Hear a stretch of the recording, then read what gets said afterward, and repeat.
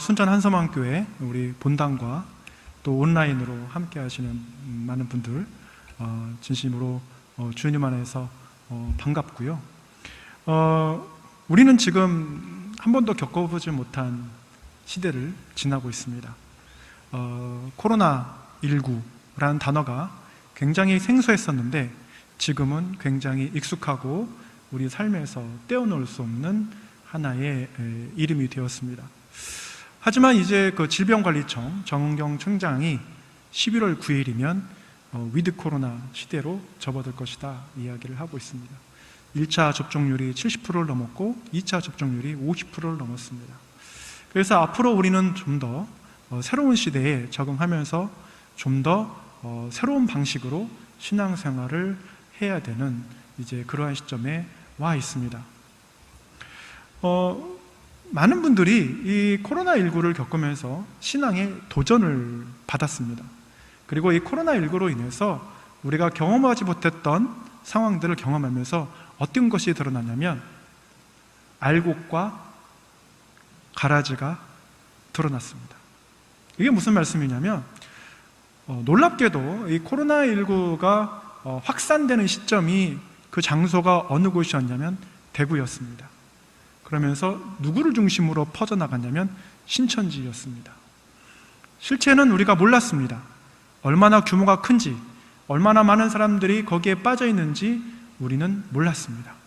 그러나 코로나19로 인해서 30만 명이 넘는 사람들이 전국적으로 퍼져 있으면서 신천지가 많은 그리스도인들을, 그리고 방황하고 있는 그리스도인들을 우는 사자와 같이 삼켜가면서 성경대로 살지 않고, 그래서 예일대 미로슬라프 볼프라는 종교학자가 말한 것처럼 기독교가 광장에 서서 평가를 받을 때 결코 좋은 점수를 받지 못하는 그러한 상황에 이르도록 기여를 하고 말았습니다. 뿐만 아니라 정통 기독교 교단에 속한다 할지라도 정부와 대치하면서 코로나19와는 상관없이 우리는 우리의 길을 가겠다라고 하면서 오히려 믿지 않는 영혼들에게 많은 지탄을 받게 한 일도 있었습니다. 또한 전 세계의 가장 최대의 교회라고 하는 여의도 순복음교회에서 어떤 말을 했었습니까?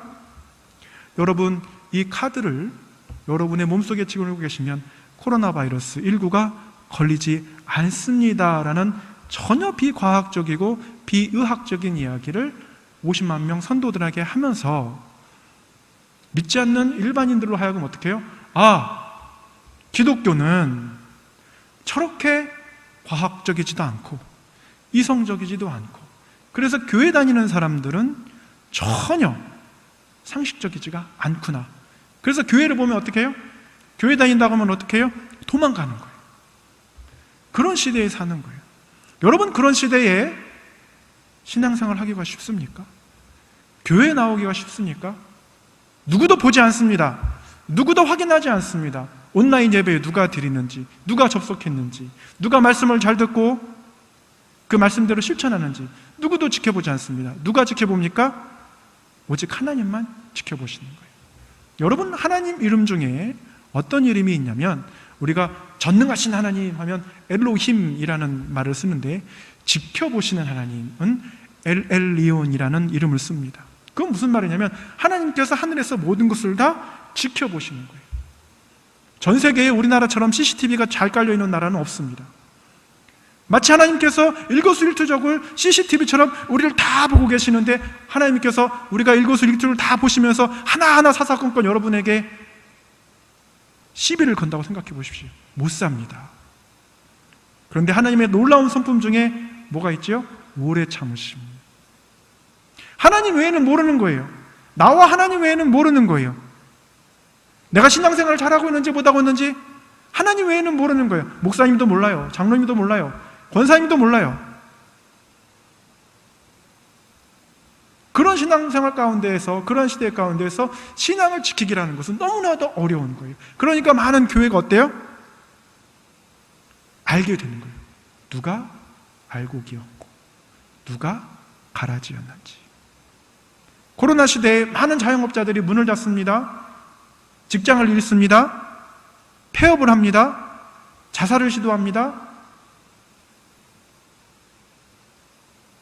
기대하지 않았던 상황들이 오기 때문에 어쩔 바를 모르는 거예요. 인류가 이러한 바이러스로 인해서 고난을 겪었던 때가 수없이 있었어요.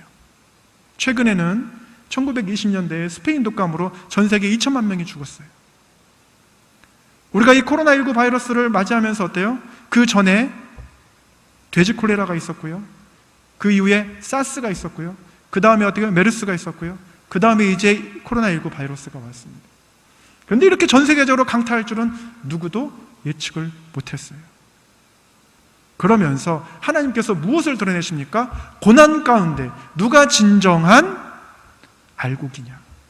고난 가운데 누가 진정한 주님의 제자냐? 고난 가운데 누가 진정한 하나님의 사람이냐? 오늘 본문의 다윗은요, 아주 평화롭게 살았습니다. 목동이었어요.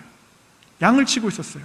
그런데 어느 날 사무엘 선지자가 와서 기름을 부으면서 너는 이제 이스라엘의 왕이 될 것이라고 해요.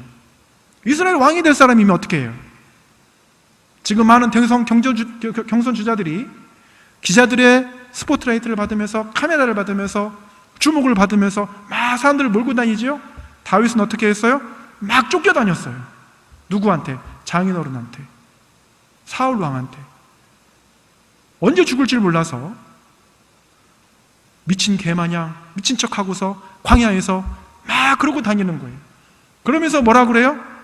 하나님 왜 나한테 왕 된다고 해놓고는 이렇게 광야에서 죽을 똥살똥 살게 하십니까?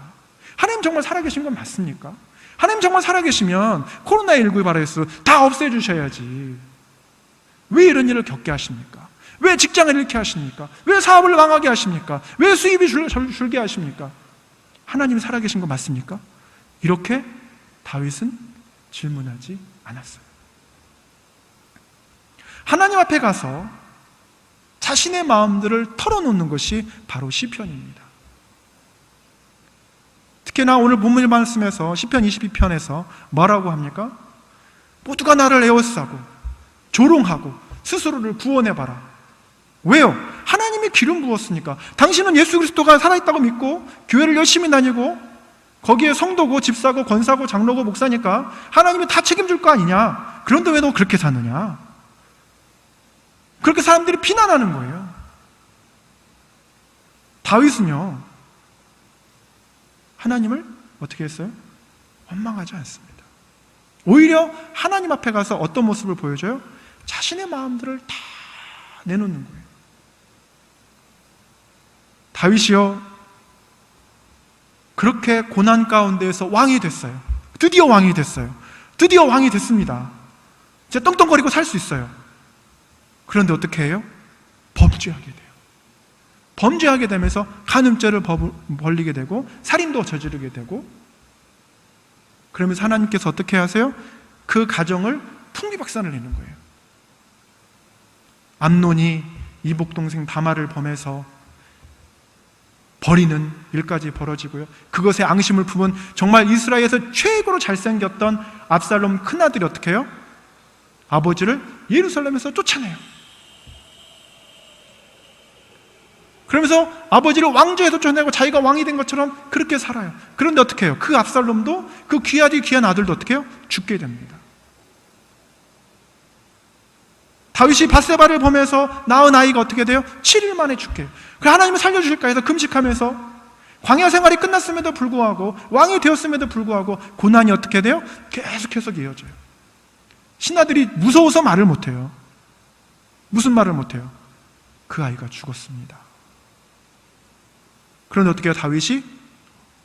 아니, 하나님이 살아계신데 어떻게 내 아이를 죽일 수 있느냐? 하나님이 살아계신데 어떻게 내 아이를 그렇게 데려갈 수 있느냐? 그 아이가 무슨 죄가 있느냐라고 따지지 않았어요.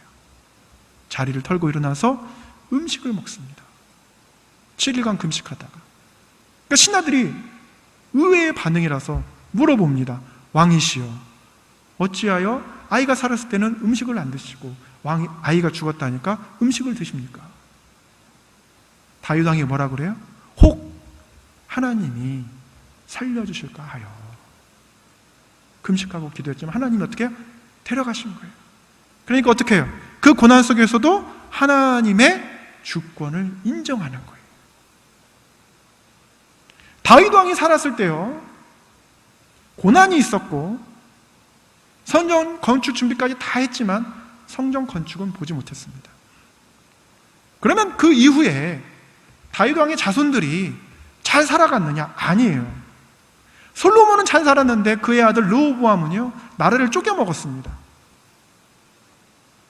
므낫세라는 왕이 있었을 때는 하나님이 장장 50년 동안 단 한 명의 선지자도 보내지 않았어요. 하나님의 말씀이 없는 시대예요. 50년 동안 하나님의 말씀이 없는 시대에 이스라엘 백성들 어떻게 해요? 어디로 갈지 몰라서 막 범죄하고 하나님 눈에 박해나는 거예요. 그럼에도 불구하고 하나님께서 다윗 자손으로 하여금 어떻게 해요? 계속해서 유다의 왕이 되게 하세요. 그리고 기준이 뭔지 아세요? 왕을 평가하는 기준들이 다윗과 같이 정직하여, 다윗이 기준이 됐어요. 다윗은 고난 가운데 있으면서 어떻게 해요? 계속해서 하나님 앞에 갑니다. 어려움이 있을 때 어떻게 해요? 계속해서 하나님 앞에 갑니다. 그럴 때마다 어떻게 해요? 계속해서 하나님 앞에 기도하는 거예요. 그러면서 어떻게 해요? 오늘 22편 우리가 오늘 말씀에서 읽은 것처럼 7절에서 8절 말씀 보면 뭐라 그래요?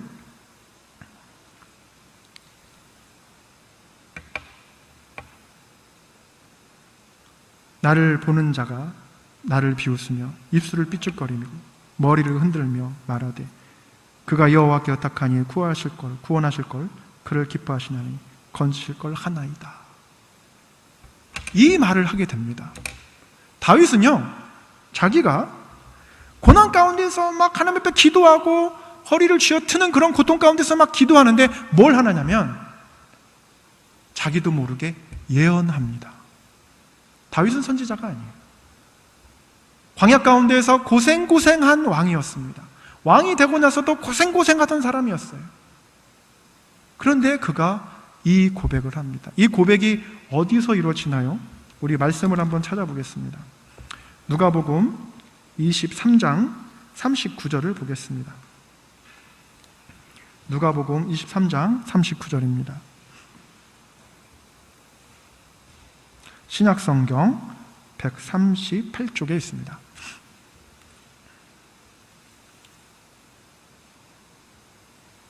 우리 다 같이 함께 읽어보겠습니다. 시작. 달린 행악자 중 하나는 비방하여 이르되 내가 그리스도가 아니냐 너와 우리를 구원하라 하되. 오늘 사실 전하는 말씀은 예수 그리스도께서 메시아가 되시는 44가지 이유 중에 34번째 이유입니다. 저희 세종제작교회에서는 지난 1년 동안 예수 그리스도가 메시아 되신 이유 44가지를 계속해서 설교 방송으로 내보내고 있습니다. 예수 그리스도께서 이러한 일을 겪으실 거라는 것을 오늘 시편 22편 7절에서 8절에서 다윗이 고백을 하면서 예언을 합니다. 언제? 예수님 오시기 1000년 전에. 몇 년 전에요? 1000년 전에. 그리고 나서 이사야, 미가 선지자가 어떻게 해요? 예수님 오시기 700년 전에 메시아가 오셔서 이런 일을 할 것이다 라고 예언을 합니다. 그리고 예수님 오시기 전에 다니엘 선지자가 530년 전에 하나님의 아들이 오셔서 이런 일을 행하실 거라고 예언을 합니다. 그리고 예수님 오시기 480년 전에 말라기 선지자가 메시아가 오셔서 이런 일을 하실 거라고 선포를 합니다. 다윗은요, 자신의 삶의 그 고난 가운데 살면서 어떻게 해요? 어려움 가운데 있으면서 끝까지 어떻게 해요? 하나님을 놓지 않는 거예요. 놓지 않으면서 어떻게 해요? 그 하나님을 붙잡고 그 앞에서 고백하고 하니까 하나님이 어떻게 해요? 그 다윗의 자손을 축복하실 뿐만 아니라 고난 가운데서도 믿음이 없는 자손에게 말씀을 전하실 뿐만 아니라 하나님의 사람을 보내서 그들을 불러내실 뿐만 아니라 가장 큰 영광은 뭡니까? 그 자손에서 메시아가 나시게 하는 거예요. 여러분 자녀에게 어떤 걸 기대하십니까? 여러분 자손에게 어떤 걸 기대하십니까? 너는 꼭 큰 평수에 살아라. 너는 정말 좋은 차를 타고 다녀라. 너는 정말 좋은 주식을 갖고 있어라. 그러면 그게 얼마나 갈 것 같습니까? 자손 중에 한 명이 마음만 삐끗 잘못 먹으면요, 여러분이 모았던 그 축적했던 재산은 순식간에 날아가는 거는 시간 문제예요. 종말은 다가오고 있습니다. 예수 그리스도는 다시 오고 계세요. 그런데 어떻게 해요? 우리 자녀들에게 신앙에 대해서, 예수 그리스도에 대해서 정확하게 말해주지 않는다? 그래서 우리 자녀들이, 우리의 자손들이 예수 그리스도를 모르고 혹여 심판을 받는다? 그런 일은 절대 있어서는 안 됩니다. 엄마, 하나님이 보여? 아빠, 하나님이 계셔? 그럼 계시지. 그럼 우리를 다 보고 계시지. 그런데 왜 우리를 이렇게 고생하게 만들어? 요즘 젊은 세대가 전도가 제일 잘 되지 않는 이유가 왜 그런 줄 아세요? 봤어요. 뭘? 아무리 교회를 열심히 다니고 11조를 열심히 해도, 봉사를 열심히 해도 결국에 하나님은 우리의 가정경제를 책임지지 않는다는 것을 봤어요. 언제? IMF 때 90년대생들 90년대생들이 IMF를 겪으면서 집안이 폭삭 망하고, 그때 교회는 어떻게 해요? 아무것도 할 수 없다는 것을 간접적으로 경험한 거예요. 그때 고난 속에서 그럼에도 불구하고 우리가 하나님을 놓지 않는다. 무화과나무에 비 마르고 외양간에 송아지가 없고 포도나무에 열매가 없어도 난 여호와로 즐거워하리라고 고백하는 부모를 본 사람들이 극소수였던 거예요. 극소수였던 거예요. 내가 이만큼 하나님 앞에 헌신했으니까, 내가 하나님 앞에 이만큼 헌금했으니까, 내가 하나님 앞에 교회를 이만큼 다녔으니까 하나님 나도 이만큼을 해줘야지. 30배, 60배, 100배의 계산은 거기에 적용되는 거예요. 그런데요, 하나님께서 뭐 하신다고요? 지켜보고 계시는 거예요. 다윗은 자신의 삶 가운데에서 이걸 잊지 않았어요. 하나님이 지켜보고 계신다. 하나님이 모든 걸 알고 계신다. 자기가 범죄하고 자기가 어려움에 처했어도 어떻게 해요? 하나님 앞에 그걸 다 고백하고, 시편 51편에서 어떻게 해요? 나단 선지자가 와서 너의 잘못을 지적하니까 침대가 다 젖을 정도로 눈물로 회개하는 그런 모습들을 보여주었어요. 여러분, 우리 자녀들에게는, 특별히 우리 삼녀전도회에서는 뭘 보여줘야 됩니까? 어머니가 읽어주시는 성경 말씀을 보여줘야 됩니다. 성경 말씀 외에는 없어요. 하나님이 살아계시고 하나님의 우리 생사의 그 주관자시라는 것을 알려주는 것밖에 없어요. 다윗은요, 하나님 안에서 스스로가 고백하고 또 고백하고 그러면서 시편 22편 후반부에는 어떤 말까지 나오냐면 예수 그리스도께서 십자가에 못 박히시면서 수족을 찔리신다는 고백까지 해요. 그리고 그 말씀은 마태복음 27장 35절에서 그대로 이루어집니다. 병사들이 옷을 나눠 갖고 제비 뽑는 것도 시편 22편에서 그대로 나오는 거예요. 1000년 전에 자기가 보지 못할 메시아를 자기도 모르게 고백하면서 하나님을 기대했던 다윗의 신앙이 우리 삼녀전도회와 우리 순천 한섬왕교회에 임하시기를 예수님의 이름으로 축원합니다. 이제 70년 걸어왔어요. 우리가 교회사를 보면 2000년을 이야기를 하는데요, 그 2000년 사이에 두 갈래로 나눠집니다. 첫 번째, 성경의 원리대로 잘 걸어온 교회. 두 번째, 성경과는 상관없이 자기 멋대로 간 교회. 성경의 원리대로 간 교회는요, 2000년이 지나도 계속 울립니다. 어떻게 울려요? 각 교회마다 울려요. 우리가 역사를 돌아보니까 5세기 때에 켈트 기독교를 보니까 패트릭이라는 사람이 켈트족에게 가서 전도를 하고, 그 전도하면서 전도한 사람이 또 전도를 하고, 제자가 제자를 만들어 가서 또 제자를 만들고, 그렇게 하다 보니까 교회를 700개를 세우고, 그리고 나서 영국이 나중에 18세기, 19세기에 명예혁명과 산업혁명과 전세계 대영제국을 이룰 수 있는 커다란 밑거름이 되었다라는 그런 역사적 유산을 밝힐 수 있을 때까지 놀라운 영향력을 끼쳤다라는 것을 알 수가 있어요. 그런데 성경에서 벗어난 자기 멋대로 간 교회는 어떻습니까? 폭력을 쓰고 이교도를 죽이고 웅덩이에 발로 차 넣으면서 세례받았다고 자기 스스로 만족하고 거대한 조직과 거대한 건물과 거대한 사람들에 대해서 만족하고 흡족하다가 어떻게 해요? 하나님이 기뻐하시지 않는 삶을 살다 가는 거예요. 우리가 이러한 그 70년 역사를 지내오면서 반드시 굴곡이 있습니다. 높음이 있고 낮음이 있습니다. 그런데 그 낮았을 때 그 고난 가운데 어떻게 해야 되는지에 대해서 우리는 이 코로나 시대를 겪으면서 이제는 뒤돌아볼 때가 되었다라는 것이죠.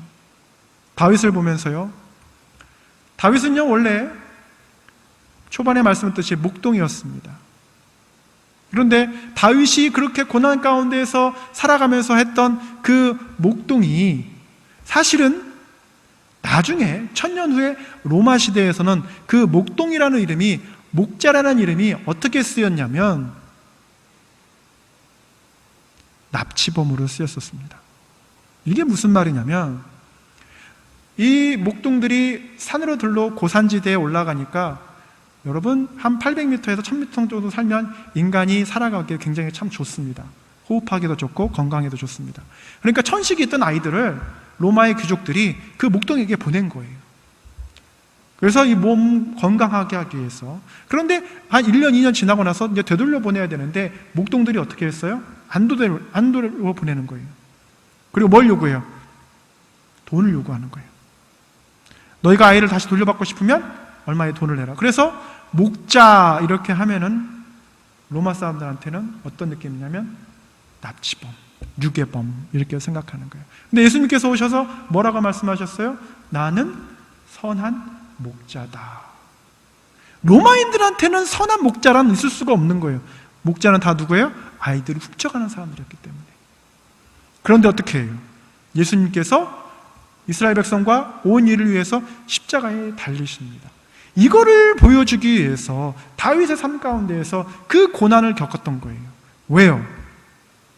첫 번째 아담이 범죄하여서 온 인류가 심판을 받게 되었는데 마지막 아담이신 예수 그리스도가 오신다라는 것을 보여주기 위해서 사울 왕조 첫 번째 왕조를 하나님이 거두시고 두 번째 다윗 왕조를 세우시는 과정 가운데에서 다윗은 어떻게 해요? 오늘 시편 22편에서 그 메시아에 대해서 예언을 하고 누가복음 23장 39절에서 그 말씀이 그대로 이루어지는 것을 이스라엘 백성들로 하여금 알게 하시는 거예요.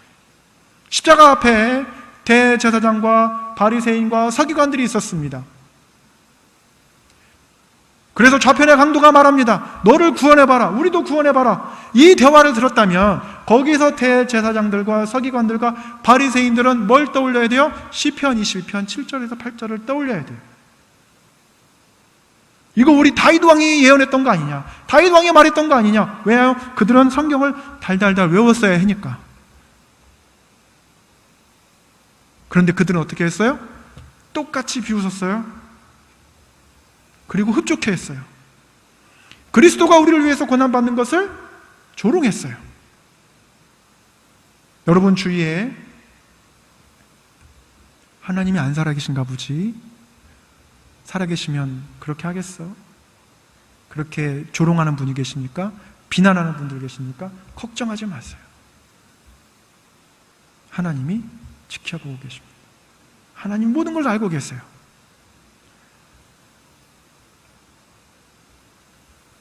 십며칠 전에 전화 한 통이 왔습니다.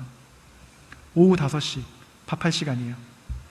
우리 3주전대 회원분들께서도 아이들과 남편을 위해서 저녁을 준비하실 시간이죠. 근데 전화가 왔어요. 누구한테? 친정엄마한테. 전화가 왔는데 뭐해? 밥 준비해요. 오늘 뭐 먹어? 오늘 국은 뭐야? 반찬은 뭐야? 우리 손주, 손녀들 뭐 먹을까? 이런 대화가 아니었어요. 장모님이 뭐라고 하셨어요? 울먹이면서 언니가 이렇게 하시는 거예요. 언니가로 시작하는 거예요. 언니가. 직감하죠? 무슨 일이 있다라는 거예요. 언니가 하면서 말을 못하시고 언니가 하면서 계속 우시고 언니가 계속 하시니까 어떻게 해요? 아내가 소리를 지르기 시작하는 거예요. 도대체 무슨 일인데? 하면서 소리 지르기 시작하는 거예요. 차에 치인 거예요. 후진하는 차에. 이미 몸도 그렇고 정신도 그렇고 장애가 있어요. 왼발도 잘 쓰지 못해요. 근데 장애인 복지회관에서 일을 하고서 돌아오는 길에 집 앞에서 후진하는 차, 트럭 시속 50km로 후진하는 차를 거기에 몸을 바친 거예요. 병원으로 실려간 거예요. 정신이 없습니다. 119 대원이 병원에 데려가서 응급실 가서 했는데 갈비뼈 6개가 나가고 흉골이 나가고 척추가 나갔어요.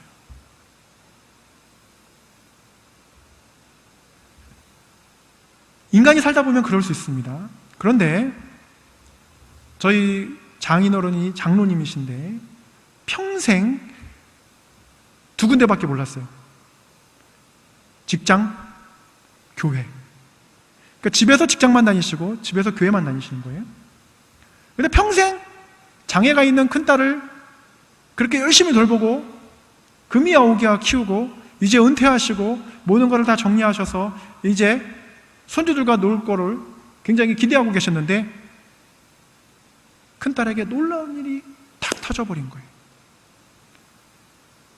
사진을 하나 보내왔어요. 어떤 사진이냐면 우리 장인어른이 안방에서 기도하시면서 우는 거 우리 아이들이 찍어서 보낸 거예요. 어떻게 평생 신앙생활하고 교회에서 헌신하고 그랬는데 하나님이 그거 하나 못 막아줄까? 왜 하필 그 시간에 그 장소에 있어서 그 차를 만나서 왜 그런 일을 겪게 할까? 여러분이라면 어떻게 하시겠습니까? 여러분이라면 과연 하나님에 대해서 어떻게 하시겠습니까? 다윗은요, 첫 번째 하나님을 원망하지 않았습니다. 두 번째 끝까지 하나님을 붙잡았어요. 그래서 고난 속에서 하나님을 바라보는 신앙에 대해서 설교한 영상을 보내드렸어요. 여러분, 우리는 죄악된 세상 가운데 살고 있습니다. 언제 어디서 어떤 일이 터질지 몰라요. 그런데 그 어떤 일이, 그 안 좋은 일이 꼭 어떻게 해요? 연속해서 터져요. 그래서 내가 막 감당할 수 없는 일들이 막 다가와요. 그때 안 믿는 사람은 술을 먹습니다. 마약을 합니다. 세상에서 어떻게 해서 풀어보려고 합니다. 그런데 다윗은 어떻게 해요? 하나님께 달려갑니다. 우리 순천 한소망교회 성도님들은 하나님께 달려가시기 바랍니다. 하나님께 달려가셔서 하나님께 모든 걸 다 내려놓으세요. 모든 걸 다 말씀하십시오. 그러면 하나님께서 어떻게 해요? 들으세요. 그럼에도 불구하고 하나님을 바라보고 감사하는 그 가정과 그 가문을 하나님이 책임지시겠습니까? 안 책임지시겠습니까? 사무엘하 7장에 다윗에게 하나님께서 언약을 세우세요. 내가 너의 자손들로 하여금 이 왕조를 잇게 하고 메시아까지 유다의 사자까지 우리에게 그 약속 주셨어요. 누구를 통해서? 예수 그리스도를 통해서요. 신천지의 이만희를 통해서가 아니에요. 다른 신흥종교의 무슨 교주들을 통해서가 아니에요. 오직 예수 그리스도를 통해서 그 약속을 주신 거예요. 그래서 그 약속을 붙잡는 가정과 그 가문은 어떻게 해요? 망할 수가 없어요. 왜요? 하나님은 1년, 2년, 3년, 10년, 20년, 100년 이게 아니고 알파와 오메가가 되셔서 온 시간을 주장하시면서 어떻게 해요? 아예 우리를 사랑하기로 작정하셨고 예수 그리스도를 믿는 자를 어떻게 해요? 구원하시기로 작정을 하셨기 때문에 망할 수가 없어요. 지금 당장 어렵고 힘들고 고통 가운데 있다 할지라도 어떻게 해요? 이것 또한 하나님께서 다 갚아주시리라. 이것 또한 하나님께 감사요 은혜입니다. 우리 아이들이 그걸 보잖아요. 안 보는 것 같지요? 다 봅니다. 안 배우는 것 같지요? 다 배웁니다. 가장 영향력 있는 것은 첫 번째, 어머니 아버지가 말씀 보는 거예요. 어디서? 집에서. 교회 와서 아무리 성경을 많이 읽는 척하고 교회 와서 기도를 아무리 많이 하는 척해도 소용없어요. 어디서? 가정에서. 누구와 함께? 아이들과 함께. 그리고 나서 어떻게 합니까? 아버지가 어머니가 아이를 안고 어떻게 합니까? 기도해 주는 거예요. 하나님, 다윗과 같이 고난을 겪는다 할지라도 우리 아이가 끝까지 주님을 잘 섬기는 주의 제사장 되게 하여 주옵소서. 그렇게 기도하는 거예요. 그러면 그의 아이와 우리의 자손들이 어떻게 돼요? 하나님 안에서 은혜와 축복을 받을 줄로 믿습니다. 우리는 영원히 지켜줄 수 없어요. 아이 옆에 영원히 있어줄 수 없어요. 우리 손주들 옆에 영원히 있어줄 수 없어요. 근데 누가 있어줄 수 있어요? 성령께서 계셔요. 말씀이 있으세요. 그래서 아이들이 그 성령과 함께하고 그 말씀을 읽고 그 말씀을 자기의 젖과 꿀이 흐르는 배에서 생수의 강이 넘치는 그런 은혜를 경험하기 시작하면 어떻게 해요? 아이는 어떠한 고난이 와도 이 코로나보다 더한 고난이 와도 어떻게 해요? 꿋꿋하게 지킵니다. 존 F 케네디 백악관 사무실에 조그마한 명패가 있습니다. 뭐라고 써 있어요? 주여, 주의 바다는 넓으나 저의 배는 너무나도 작습니다. 세계 최강국이요, 전 세계를 핵미사일로 다 박살내버릴 수 있어서 단추 하나면 모든 것을 다 해결할 수 있는 그 전 세계 최강의 권력자가 하나님께 뭐라고 말해요? 하나님은 너무나도 위대하시고 저는 너무나도 작습니다. 그러면서 어떻게 해요? 항상 기도로 하나님 앞에 나아갔던 거예요. 그러니까 어떻게 해요? 러시아와 핵전쟁을 할 수 있었던 쿠바 미사일 위기를 잘 넘길 수가 있었던 거예요. 그렇게 고난이 다가올 때 하나님께로 달려가는 모습을 우리 삼류전도회가 보여주고 우리 순천 한소망교회가 보여주면 어떻게 합니까? 우리 자녀들이 그걸 그대로 이어받을 줄로 믿습니다. 기도하겠습니다. 걸어가신 아버지 하나님, 다윗과 같이 주님께 달려가게 하여 주시옵소서. 고난이 올 때에 그 고난을 겪으면서 주님을 원망하지 않고 오히려 감사하면서 눈물로 기도하되 다시 오실 메시아를 기대하면서 우리 자녀뿐만 아니라 자손대대로 우리의 가문들이, 특별히 우리의 삼려전대회와 순천 한서원교회에 속한 모든 성도들의 가문들이 주님 오실 그날까지 신앙을 지키고 알곡으로 남아서 하나님께 칭찬받는 귀한 공동체가 되게 하여 주시옵소서. 예수님의 이름으로 기도합니다. 아멘.